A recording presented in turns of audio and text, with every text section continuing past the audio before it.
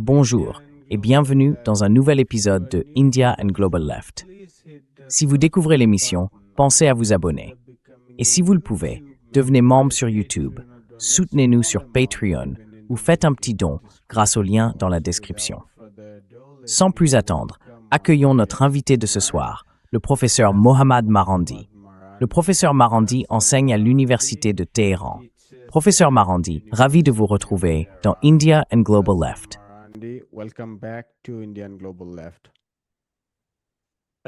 Merci beaucoup de m'avoir invité. C'est un vrai plaisir d'être avec vous et avec votre excellent public.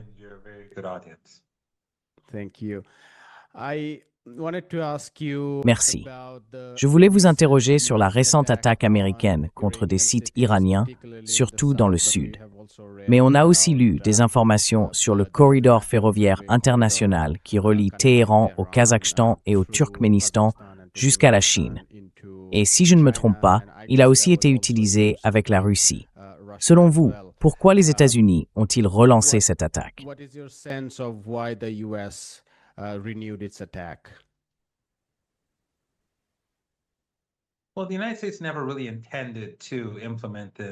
Eh bien, les États-Unis n'avaient jamais vraiment eu l'intention de mettre en œuvre le protocole d'accord. Les Iraniens, eux, l'ont accepté parce qu'ils voulaient exporter du pétrole et faire venir des approvisionnements. Ils pensaient pouvoir prendre un peu d'avance parce qu'ils avaient beaucoup de pétroliers bloqués dans les ports et de nombreux navires qui ne pouvaient pas accoster en Iran. Ils se disaient que s'ils pouvaient exporter, importer et gagner un peu d'argent grâce à leur vente de pétrole pendant un certain temps, ils seraient mieux préparés à un conflit prolongé. Et donc, quand le protocole d'accord a été signé, on a vu qu'assez vite, l'Iran avait envoyé environ 40 millions de barils de pétrole à ses clients asiatiques en seulement quelques jours.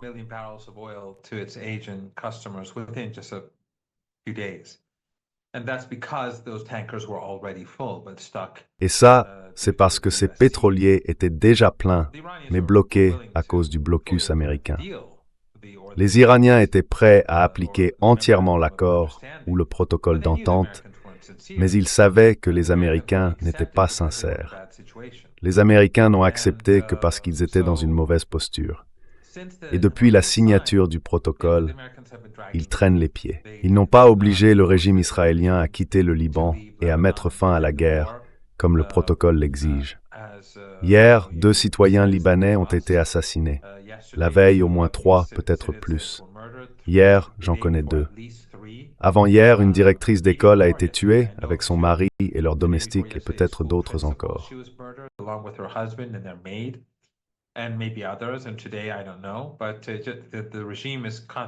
Et aujourd'hui, je ne sais pas, mais le régime continue de tuer des innocents et d'occuper le pays. Donc c'est une violation. Les États-Unis n'ont pas restitué les avoirs iraniens volés. Ils ont annulé la dérogation sur les ventes de pétrole iranien. Et surtout, ils ont essayé de créer un corridor dans le détroit d'Ormuz. Dans l'article 5, selon le protocole d'accord, l'Iran est censé rouvrir le détroit d'Ormuz comme il l'était avant la guerre imposée par les États-Unis et Israël. Les Iraniens sont censés normaliser le commerce en un mois environ, et d'ici le 2e mois, le commerce devrait revenir à la normale. Mais les États-Unis ont tenté de créer un corridor alternatif pour ce commerce et ont forcé les navires à l'emprunter.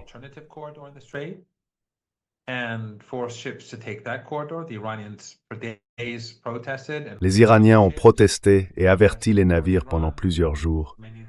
Les États-Unis ont ignoré l'Iran. Beaucoup de ces navires ont aussi ignoré l'Iran, peut-être sous la contrainte. Et puis finalement, l'Iran a frappé au moins 3 navires. Je ne suis pas tout à fait sûr du nombre exact, mais 3 ou 4, peut-être 5. J'en connais 3 avec certitude. Ensuite, les États-Unis ont attaqué l'Iran, ce qui constitue en soi une violation de l'accord. Une autre violation, c'est que le président des États-Unis menace constamment l'Iran d'attaque. Or, dans le protocole d'accord, il est clairement indiqué que les États-Unis ne doivent pas menacer l'Iran. Aucune des 2 parties ne doit menacer l'autre pendant la durée du protocole. Donc les Américains violent l'accord sur toute la ligne. Et de leur côté, les Iraniens savent que leur principal levier, c'est le détroit d'Ormuz. Alors quand les Américains coopèrent moins, quand ils abrègent mon streamways, l'écor, maraniamo aussi.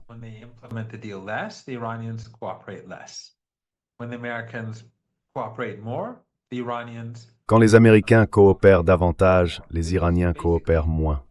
C'est à peu près toujours comme ça. Mais je pense qu'en réalité, les États-Unis ne peuvent pas prendre la bonne décision pour mettre fin au conflit, parce que le lobby sioniste et le régime israélien ne le permettraient pas. Et donc, pendant que la crise énergétique mondiale n'a pas disparu et que les pénuries continuent, Trump prend un gros risque. S'il y a une escalade, et il y en a déjà beaucoup, mais si ça dure plus longtemps, si ça va plus loin, alors ça pourrait très vite provoquer une crise énergétique, parce qu'on y est presque déjà. Vous vous souvenez que quand Trump a signé le protocole d'accord, il avait justifié sa décision en disant qu'on était à 4 semaines de manquer de réserves d'énergie. Ces pénuries n'ont pas été réglées. Elles sont toujours là, elles persistent, elles n'ont pas été résolues. Et donc, l'Iran le sait. Et c'est une preuve à ça que les États-Unis sont dans une situation très difficile. Iran knows this, and therefore the United States is in a lot of trouble. It seems to me reading news about this. Il me semble, en lisant les informations sur au moins 2 corridors différents, que l'Iran et les États-Unis se disputent dans le détroit d'Ormuz, qu'en plus des conflits habituels, le programme nucléaire iranien, le soutien de l'Iran à la résistance dans la région, un troisième élément est devenu un facteur essentiel du conflit, et c'est quelque chose d'assez récent. Beaucoup de gens ne savent peut-être pas vraiment ce qui est en jeu avec ces 2 corridors. L'Iran affirme que selon le protocole d'accord, il n'autorisera pas la création d'un nouveau corridor en dehors du cadre de son propre dispositif. Les États-Unis, eux, veulent bien sûr contrôler et mettre en place leur propre corridor. Alors, pouvez-vous nous expliquer un peu mieux ce qui se passe actuellement dans le détroit d'Ormuz et quelles sont les différences entre les positions de l'Iran et celles des États-Unis?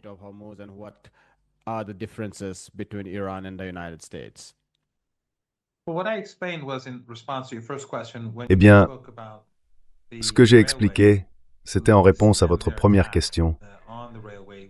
Quand vous avez parlé des chemins de fer et de l'attaque contre la ligne qui reliait l'Iran à l'Asie centrale, à la Chine et à la Russie. Ce que je voulais dire, c'est que le conflit avec l'Iran n'a rien à voir avec le programme nucléaire. Le programme nucléaire a toujours été un prétexte. Ils savaient très bien que l'Iran ne développait pas d'armes nucléaires. Il n'en développait pas il y a 10 ans. Il n'en développait pas il y a 20 ans. Et il n'en développait certainement pas le mois dernier, ni l'année dernière. Toute cette histoire d'armes nucléaires, et il y a d'ailleurs un très bon livre de Gareth Porter intitulé Manufactured Crisis, ainsi qu'un autre plus court mais excellent de Peter O'Born, A Dangerous Delusion, parle justement de ce programme nucléaire. Toute cette crise fabriquée avait pour but de faire pression sur l'Iran, de l'affaiblir.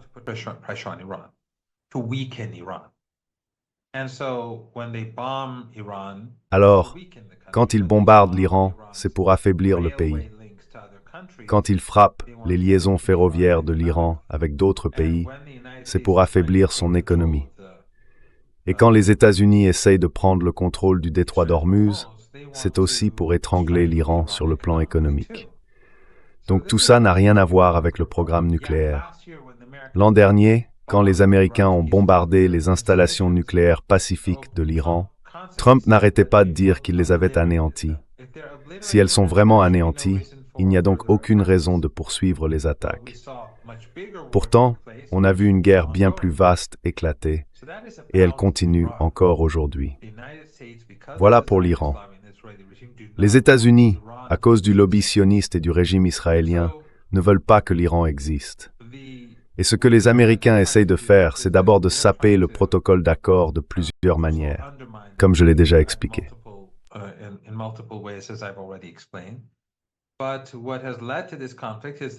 Mais ce qui a conduit à ce conflit, c'est que quand la guerre a commencé, quand les États-Unis et les Israéliens ont commencé à attaquer l'Iran, à bombarder des écoles et des hôpitaux et à assassiner l'ayatollah Khamenei et d'autres, les Iraniens ont immédiatement riposté.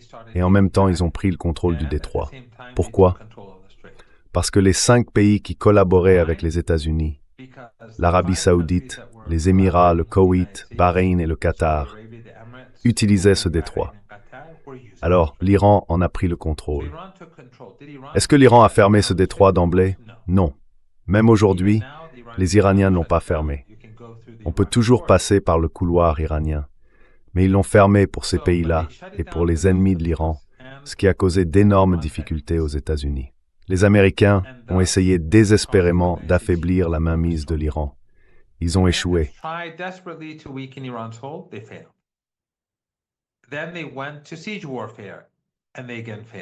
Alors ils sont passés à la guerre de siège, et là encore ils ont échoué.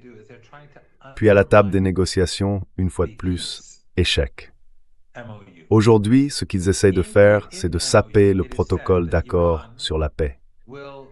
Dans ce protocole, il est précisé que l'Iran facilitera la normalisation du commerce dans le détroit d'Ormuz dès le premier mois. Et au cours du deuxième mois, le commerce redeviendra normal, comme il l'était il y a quelques mois. L'Iran et Oman discuteront alors de la manière de contrôler ce commerce. Il n'y a pas un mot sur les États-Unis. Les États-Unis n'ont aucun rôle à jouer. Ils n'ont pas pu en avoir un pendant la guerre. Ils n'ont pas réussi à affaiblir l'Iran. Alors ce que les Américains ont fait, c'est qu'ils ont profité de cette paix et de la reprise du commerce pour, très subtilement, ouvrir eux-mêmes un détroit, créer un corridor.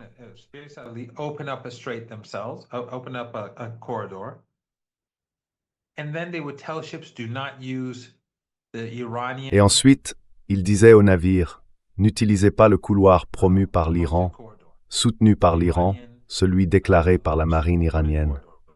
Passez par le couloir que nous avons créé. Et bien sûr, beaucoup de navires l'ont fait, sous la contrainte ou pour d'autres raisons. Ou bien ils appartenaient à des régimes liés aux États-Unis, donc ils ont obéi.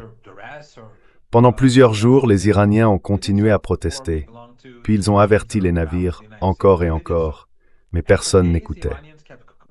Finalement, les Iraniens ont dû frapper ces navires. Parce que si les Américains avaient réussi à prendre le contrôle du détroit d'Ormuz, cela aurait affaibli la position de l'Iran et réduit son influence. Et dans ce cas, les Américains n'auraient respecté aucun de leurs engagements.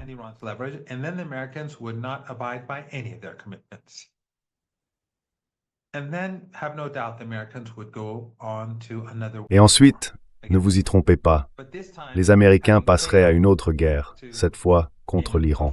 Mais cette fois-ci, après avoir échoué à s'imposer par la guerre, ils profiteraient d'une période de paix pour affaiblir l'Iran de l'intérieur.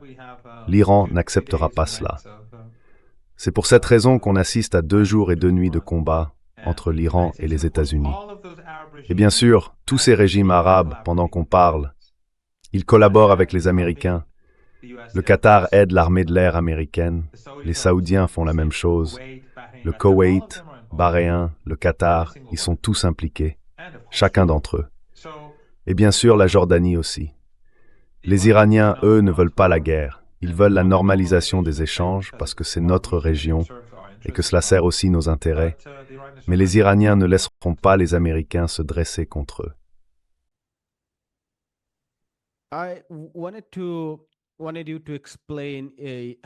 Je voulais que vous expliquiez un peu l'importance de la montée en puissance de l'Iran à travers ce conflit, dans le cadre plus large de la géopolitique asiatique. Parce que pendant longtemps, pour les impérialistes, pour la machine impériale occidentale, l'Asie de l'Ouest et l'Asie de l'Est ont été tout aussi importantes, et toutes deux ont subi la destruction impériale venue de l'Occident. Mais d'une certaine manière, ou même à bien des égards, ces régions ont été détruites séparément. Les conflits n'étaient pas directement liés. On pouvait imaginer l'Irak ou l'Afghanistan sans penser à Taïwan ou à l'Empire américain en Asie de l'Est, aux conflits autour de la Corée ou du Japon. Mais aujourd'hui, il semble de plus en plus que puisque la Chine est devenue la cible principale ou la grande cible des États-Unis, et compte tenu de la dépendance de la Chine à la fois au commerce maritime et au commerce terrestre, ainsi qu'à ses réseaux de contacts. As well as overland trade and contacts, and rise of Iran has really increased its Et la montée en importance puissance de in l'Iran these a vraiment regions. renforcé son importance dans ces cercles. I think now Je pense qu'aujourd'hui, il y a un véritable enjeu asiatique, si on peut dire, et la machine impériale américaine est extrêmement nerveuse à ce sujet. On parle de la montée de la Russie, de la Chine, de l'Iran et de la Corée du Nord dans le cadre de la lutte contre l'impérialisme. Même certaines des nouvelles informations qu'on lit sur la relation entre l'Inde et les États-Unis montrent une grande nervosité. Ce n'est pas du tout comme ils l'auraient souhaité. Alors, qu'est-ce qui est en jeu pour l'Asie dans son ensemble, dans sa lutte contre l'Empire et l'impérialisme américain? Et comment ce conflit autour de l'Iran influence-t-il cet équilibre des pouvoirs?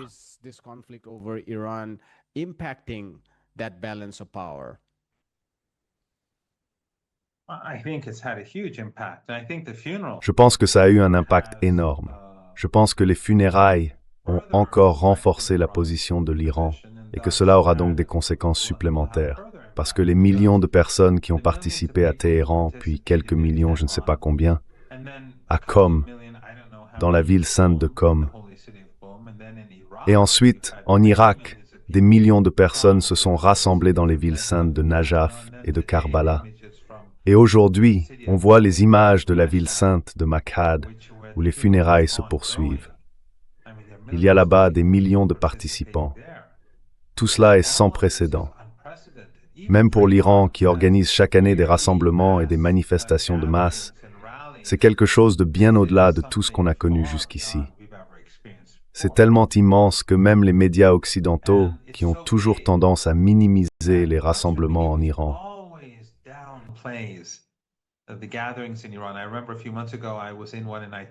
je me souviens, il y a quelques mois, j'étais à l'une de ces manifestations. J'ai donné les images à la productrice de Piers Morgan et elle les a diffusées dans l'émission. Piers Morgan a invité quelqu'un pour dire que c'était de l'intelligence artificielle et il insistait que tout était généré par l'IA, même les images d'hélicoptères. C'était pourtant immense. Beaucoup de journalistes sont venus de l'étranger, surtout des médias alternatifs, et tous ont vu cette manifestation, ces rassemblements. C'était tellement énorme que même l'Occident n'a pas pu le cacher. Et ça, en soi, ça aura un impact. Parce que l'Iran n'a pas seulement gagné la guerre et la guerre de siège, il a aussi gagné à la table des négociations. Et maintenant, les Américains ne peuvent plus nier la légitimité populaire de l'Iran, ni la profondeur de cette légitimité.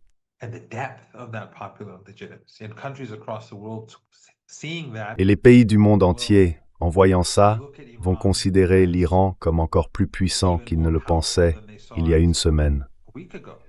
Les tensions entre les États-Unis et leurs adversaires désignés sont en train de monter.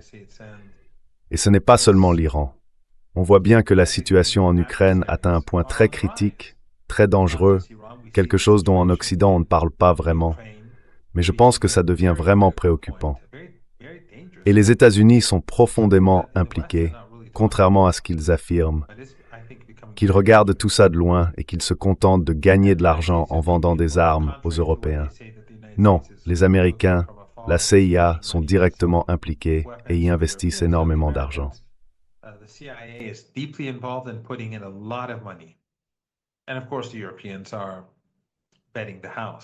Et bien sûr, les Européens jouent le tout pour le tout. Donc sur ce front-là, on se dirige vers une situation beaucoup plus dangereuse. Notre région est exactement comme vous la voyez en ce moment. Des missiles sont tirés entre l'Iran et les États-Unis, littéralement pendant qu'on parle. Et la situation entre les États-Unis et la Chine devient de plus en plus tendue parce que les États-Unis sont en déclin et à mesure que leur puissance recule, ils réagissent de façon de plus en plus agressive. Le changement est en train de se produire sous nos yeux, mais le problème, c'est que l'Empire devient de plus en plus nerveux et que la personne à sa tête est elle-même imprévisible. On pourrait donc se retrouver avec une guerre totale entre l'Iran et les États-Unis, alors même qu'une crise économique mondiale se profile et que la crise énergétique, elle, est déjà là.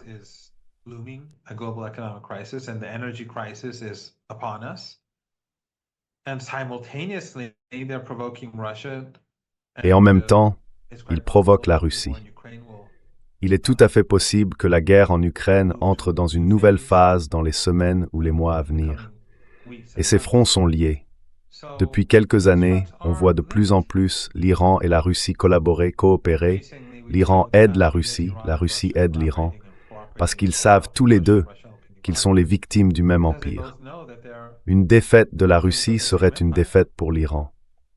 Ce serait aussi une défaite pour la Chine et inversement. Mais je pense que la position de l'Iran s'est beaucoup renforcée au cours des 4 derniers mois et demi, parce que la Russie et la Chine, et d'autres aussi, mais surtout la Russie et la Chine, n'étaient pas vraiment sûrs des capacités de l'Iran. Enfin, c'est peu dire.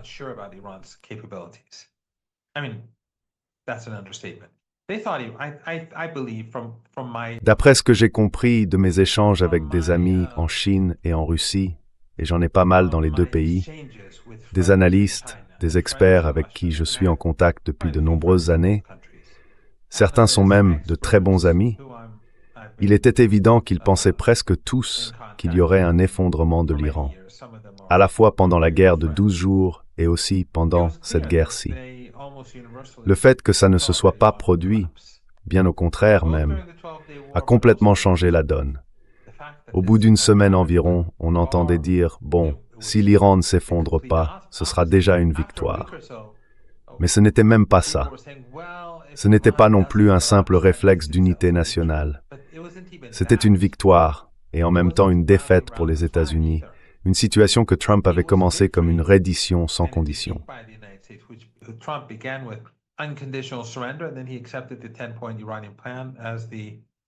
Ensuite, il a accepté le plan iranien en 10 points comme base pour les négociations.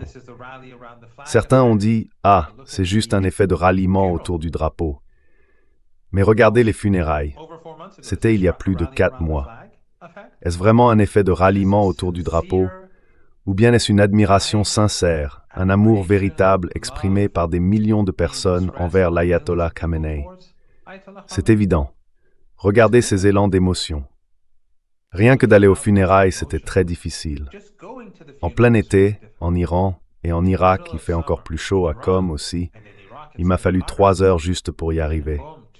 Et j'ai passé des heures dans la foule sous un soleil brûlant.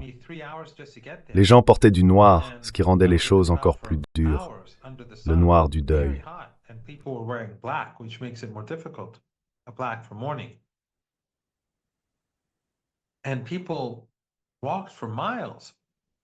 Et les gens ont marché pendant des kilomètres, vraiment beaucoup de kilomètres, pour assister aux funérailles.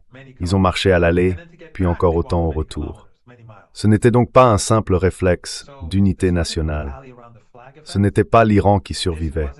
C'était la République islamique d'Iran qui repoussait l'agresseur, avec une population unie, convaincue de sa cause. C'est ce que je dis depuis des années. Chaque fois que je m'exprimais dans les médias occidentaux, on me traitait de porte-parole, de propagandiste ou de tout autre mot qui les aide à se sentir mieux.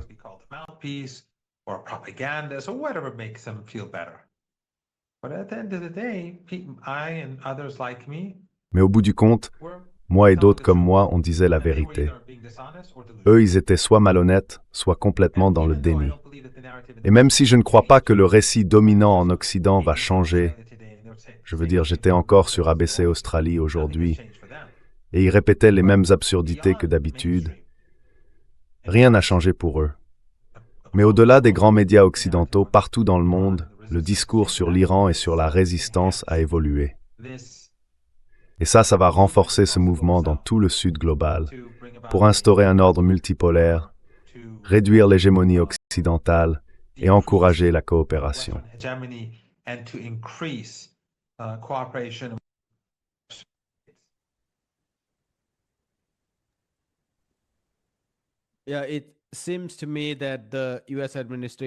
Oui, il me semble que l'administration américaine est vraiment prise dans un dilemme. D'un côté, elle sait qu'il est très difficile pour les États-Unis de poursuivre ce conflit, parce que, Comme l'a dit l'Iran, deux de ses principales réponses à cette escalade seraient d'abord de couper presque totalement le commerce maritime et ensuite d'augmenter le ratio des frappes à 2 pour 1. Autrement dit, pour chaque frappe américaine, l'Iran viserait au moins 2 cibles, au cœur même de ses bases américaines. Ce qui veut dire que plus le conflit dure, plus il devient coûteux pour les États-Unis, non seulement directement, mais aussi politiquement, parce que cela soulève de plus en plus de questions chez leurs alliés du Golfe, qui veulent désespérément que tout cela s'arrête.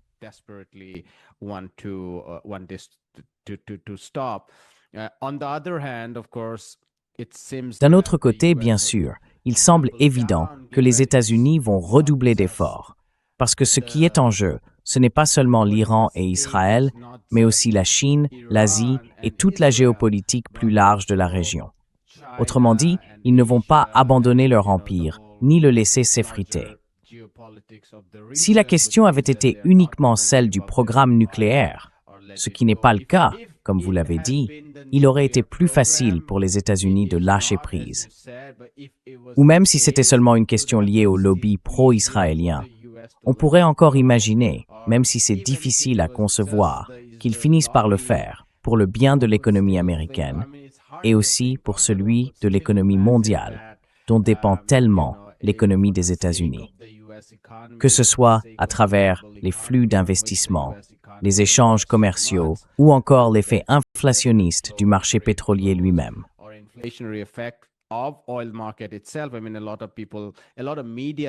Je veux dire, beaucoup de gens, beaucoup de médias aux États-Unis disent « on n'a pas de problème parce qu'on ne manque pas de pétrole physique ».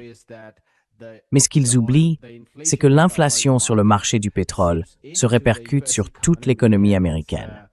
Et son impact politique est énorme, surtout avec la perte de légitimité que le régime Trump connaît aujourd'hui, même au sein de sa propre base, sans parler du reste de la population. Je voulais aussi vous interroger sur le moment choisi, puisque vous avez parlé des funérailles historiques et de la participation.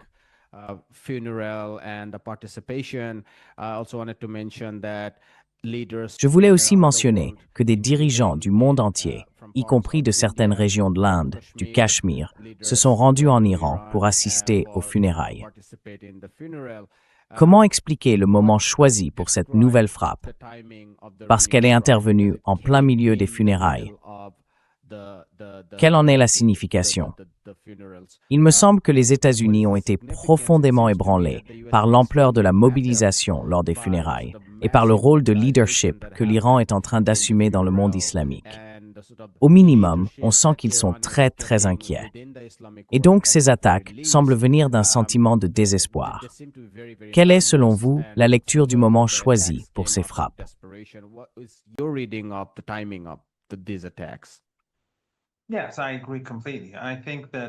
Oui, je suis tout à fait d'accord. Je pense que la déclaration de Trump était en elle-même très révélatrice. Quand il a dit qu'il était surpris de voir des gens pleurer et autant de monde dans les rues. Ensuite, il a essayé de se rattraper un peu, mais c'était une révélation importante. C'est un peu comme quand il a parlé du fait que les États-Unis n'avaient que 4 semaines de réserve d'énergie.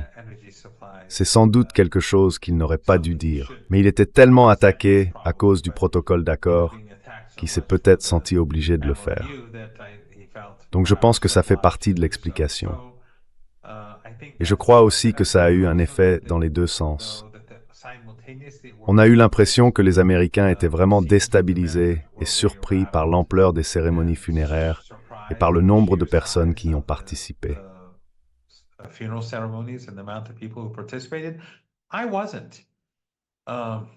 Je ne l'étais pas, mais enfin, ils étaient peut-être plus grands que ce que j'imaginais. Cela dit, je savais plus ou moins qu'ils seraient énormes. Mais les Américains sont dans le déni, et les Européens aussi, ils l'ont toujours été. Je pense qu'il y avait aussi un autre calcul. Avant que les funérailles ne commencent, elles ont commencé à Téhéran. Les Américains, à mon avis, pensaient que ces funérailles seraient une occasion pour eux de fragiliser la position de l'Iran dans le détroit d'Ormuz. Ils se disaient qu'ils pourraient laisser passer beaucoup de navires, parce que l'Iran serait occupé par les funérailles et qu'il ne voudrait pas de tension à ce moment-là, puisque la sécurité des gens aurait été menacée. Imaginez des dizaines de millions de personnes, disons 12 millions, dans les rues de Téhéran en même temps. Et pendant ce temps-là, des missiles qui tombent.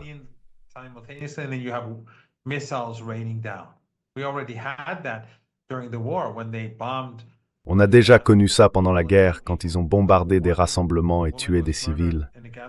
Une femme a été assassinée lors d'un rassemblement pas très loin d'ici, et une autre pendant un autre rassemblement auquel je participais, où elle a été tuée par des missiles. Donc oui, c'est une inquiétude légitime. Et je pense que les Américains ont voulu s'en servir pour affaiblir l'article 5 du protocole d'accord. Mais les Iraniens n'ont pas accepté. Ils ont vu que les Américains cherchaient à saboter cet article. Ils ont riposté, et les Américains, à mon avis, ont été surpris et furieux, et ils ont répliqué encore plus fort. Et puis je crois que c'est aussi à ce moment-là que le nombre impressionnant de participants simultanés a commencé à peser dans les calculs. Mais l'Iran a frappé très fort tôt ce matin et continue de frapper durement. Ça ne va pas bien se terminer pour les États-Unis.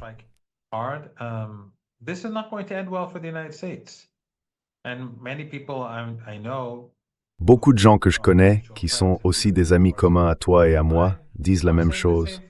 Mais Trump s'entête, en grande partie, pour les mêmes raisons qui ont poussé Joe Kent à démissionner.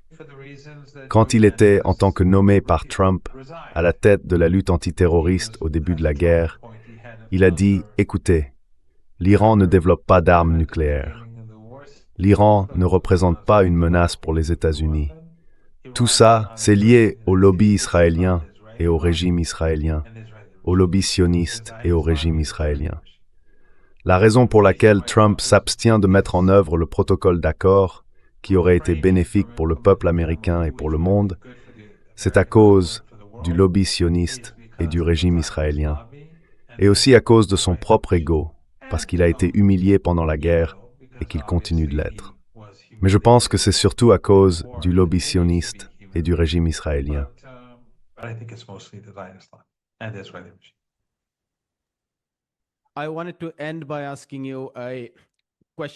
Je voulais terminer en vous posant une question un peu à l'écart du conflit lui-même. Quelle est selon vous la manière dont les Iraniens, en particulier, se souviendront du défunt Ayatollah Khamenei, compte tenu de cette mobilisation d'une ampleur qu'on n'avait pas vue depuis longtemps dans notre région? Est-ce son martyr, survenu à un moment où l'Iran faisait face à une attaque massive des États-Unis? Est-ce son rôle de guide religieux et spirituel pour les chiites à travers le monde? Ou bien sa contribution plus ancienne à la construction de l'appareil d'État révolutionnaire après la période difficile des années 80, voire sa participation aux guerres de cette époque? Et surtout, comment pensez-vous que la nouvelle génération en Iran, celle dont les souvenirs des années 80 et 90 ne sont peut-être pas très précis, alors que l'Ayatollah Khamenei jouait un rôle essentiel dans la consolidation de l'État et la poursuite du processus révolutionnaire? Comment, selon vous, cette génération se souviendra-t-elle de lui?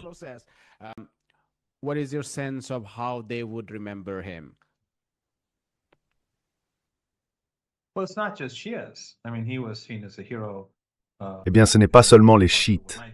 Je veux dire, il était vu comme un héros dans beaucoup de régions du monde. Mes amis vénézuéliens, quand ils ont appris sa mort en martyr, m'ont contacté, et certains étaient vraiment très émus. Et dans toute la région, les mêmes personnes qui soutenaient l'Iran dans le monde arabe, quand l'Iran s'en prenait à ces dictatures familiales arabes, voyaient en lui un espoir pour la cause palestinienne. Parce que, selon ses convictions religieuses, il fallait défendre les opprimés, les exclus, les marginalisés, aussi bien chez lui qu'à l'étranger. On a eu différentes administrations en Iran, certaines libérales, d'autres de gauche, d'autres conservatrices, mais lui, il essayait toujours de les pousser à ne pas oublier ceux qui avaient été marginalisés avant la Révolution et qui le sont encore aujourd'hui.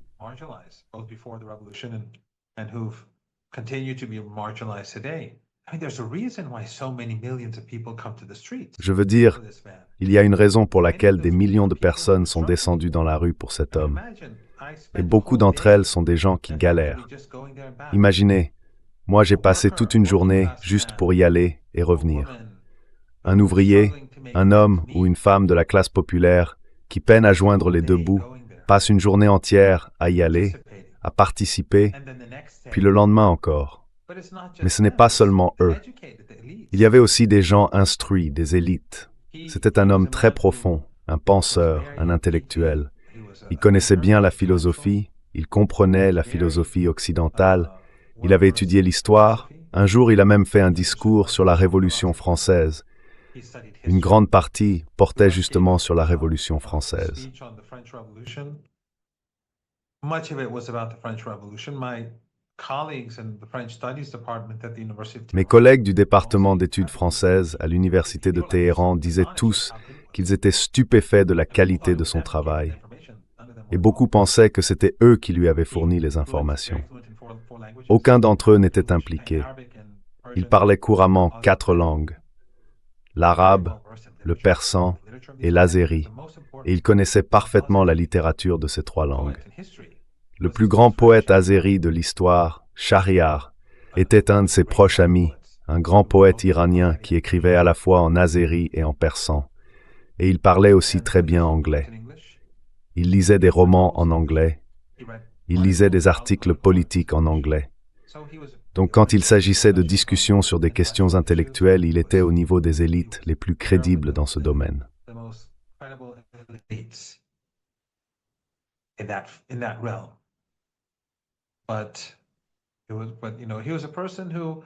Mais c'était quelqu'un qui, à l'étranger, quand tout le monde a abandonné la cause palestinienne, n'a pas cédé. Je veux dire, regardez la conférence de l'OTAN en Turquie.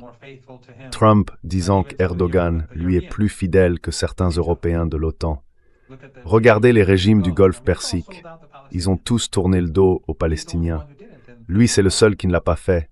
Et aussi le Hezbollah, Sayed Hassan Nasrallah, un autre intellectuel exceptionnel, un homme de résistance. Je connais personnellement quelqu'un qui est devenu musulman, chiite, après son martyre. Cette personne est d'ailleurs en Iran en ce moment, pendant ses commémorations. Avant ça, elle ne croyait en rien.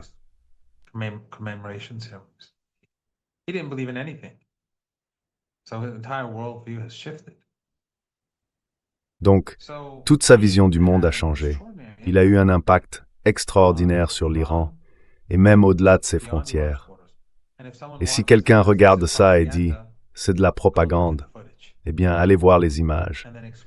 Et ensuite, expliquez-moi pourquoi il y a 12 millions de personnes, je ne sais pas combien exactement, à Téhéran, puis 2 ou 3 millions à Qom, une ville bien plus petite, et encore des millions ailleurs. Tout ça est en ligne. Regardez les images satellites. Et pendant qu'on parle, ça se passe à Machhad. Des millions de personnes à Machhad. Des gens viennent des villages et des villes alentours pour participer. Il y a une raison à ça. Et lui, il était très attentif, très poli, très humble. Sa famille, irréprochable. Ses enfants, eux, ne sont impliqués dans aucune affaire.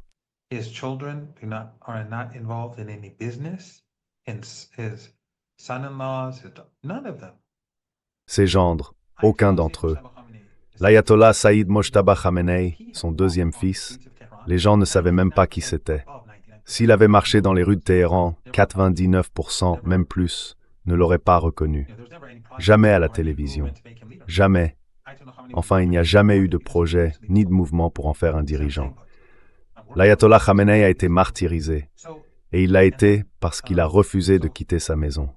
Il a dit « Je reste, mais je continue à travailler depuis mon bureau parce que les gens ne peuvent pas partir. » Son autorité, c'était quelque chose que le peuple iranien chérissait profondément. Et ils se souviennent très bien de la guerre. C'est lui qui a mis en place cette initiative de défense, cette stratégie de défense, ou plutôt cette stratégie militaire à la fois offensive et défensive.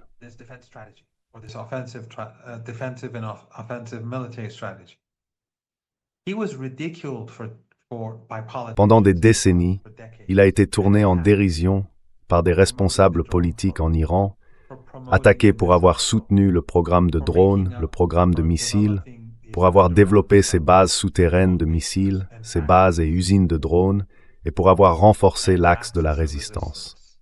Et puis les gens ont vu que pendant son absence, durant la première semaine de la guerre, nous n'avions plus de chef.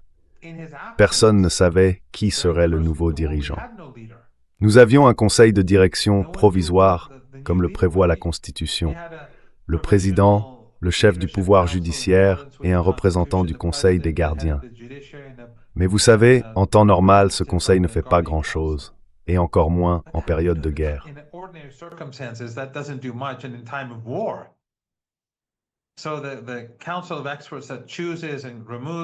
Le conseil des experts, celui qui choisit et révoque les dirigeants selon la constitution iranienne, n'a même pas réussi à se réunir pour débattre de la succession. Mais en l'absence de dirigeants, le pays est resté totalement uni. Et les forces armées qu'il avait créées, cette stratégie de défense qui sera étudiée dans les académies militaires pendant des décennies, ont fonctionné comme une horloge, parfaitement. Ils ont commencé à frapper les Américains et le régime israélien en pleine nuit, alors même que nous n'avions plus de chef. C'était vraiment une personne unique. On se souviendra de lui comme du grand martyr, de la résistance, comme du plus grand des hommes. Et après lui, Sayed Hassan Nasrallah, qui s'est lui aussi sacrifié pour la cause palestinienne.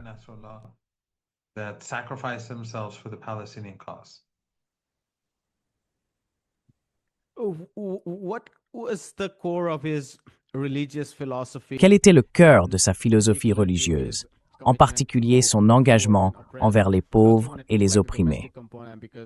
Je voulais aussi souligner l'aspect intérieur, parce que d'après ce que j'ai lu, il était très attentif aux pauvres, souvent des Iraniens des zones rurales, leurs conditions de travail, leurs ressources, leur foyer, et à ce que vous avez mentionné sur ses fils, qui n'avaient pas d'entreprise, qui devaient travailler pour d'autres, sans intérêt personnel.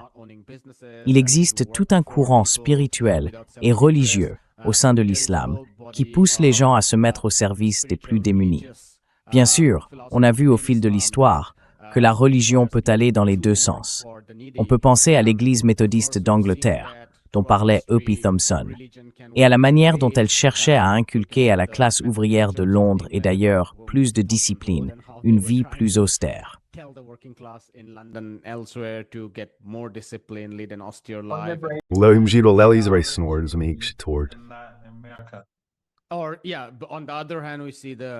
Oui, alors, d'un autre côté, on voit les théologiens de la libération au Salvador, au Nicaragua et ailleurs, qui ont soutenu des révolutions non seulement contre l'impérialisme, mais aussi contre la guerre de classe imposée aux paysans, aux agriculteurs et plus largement à la classe ouvrière. Donc oui, ma dernière question, c'était simplement de savoir si vous pouviez nous parler un peu du lien entre sa vision religieuse du monde et la vision de classe qui nous intéresse, nous, à gauche. Quelle était cette connexion?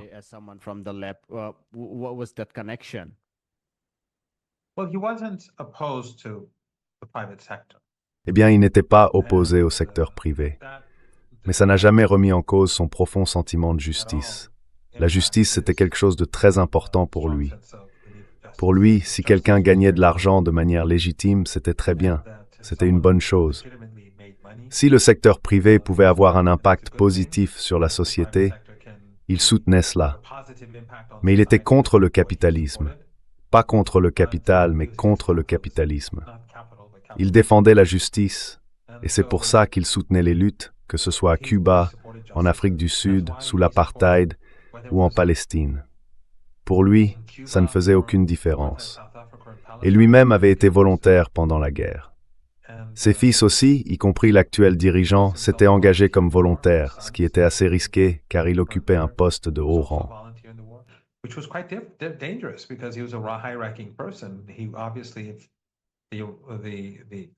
Évidemment, l'autre camp pouvait le retrouver, lui ou son fils.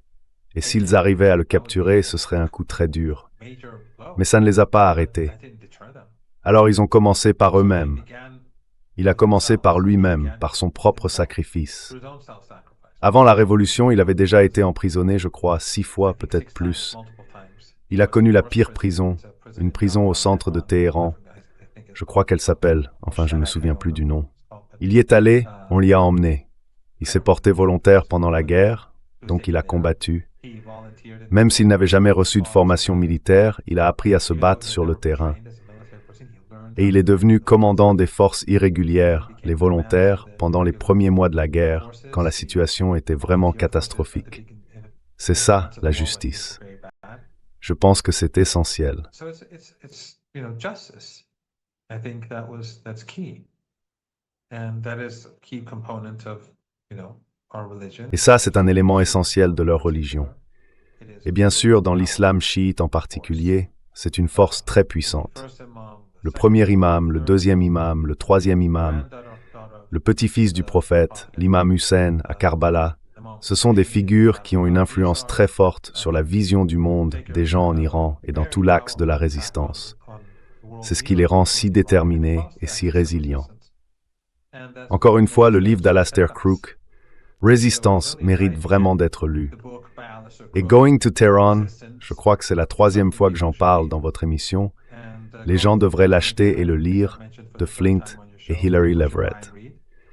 Et là, je pense qu'ils commenceront à comprendre la réalité, à quel point elle est différente des récits occidentaux qu'on nous sert depuis que j'étais adolescent.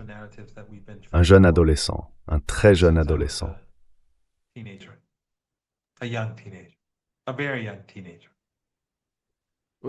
On va s'arrêter là, professeur Morandi. Merci beaucoup pour votre temps et passez une excellente fin de journée. Merci de m'avoir invité. C'est toujours un vrai plaisir. Bonjour, je m'appelle Ayushman. Avec Mudyar Jyotishman, nous avons lancé cette plateforme. Depuis 2 ans, nous essayons de créer du contenu pour les forces de gauche et progressistes. Jusqu'à présent, nous avons interviewé des économistes, des historiens, des commentateurs politiques et des militants. Si vous aimez notre travail et que vous souhaitez qu'on construise un véritable espace d'archives pour la gauche, j'ai 2 petites demandes. D'abord, pensez à faire un don pour soutenir cette initiative. Le lien est dans la description juste en dessous. Et si vous ne pouvez pas, ce n'est pas grave du tout. Vous pouvez toujours aimer nos vidéos et les partager avec vos camarades. Et surtout, n'oubliez pas de vous abonner à la chaîne. Don't forget to hit the subscribe button.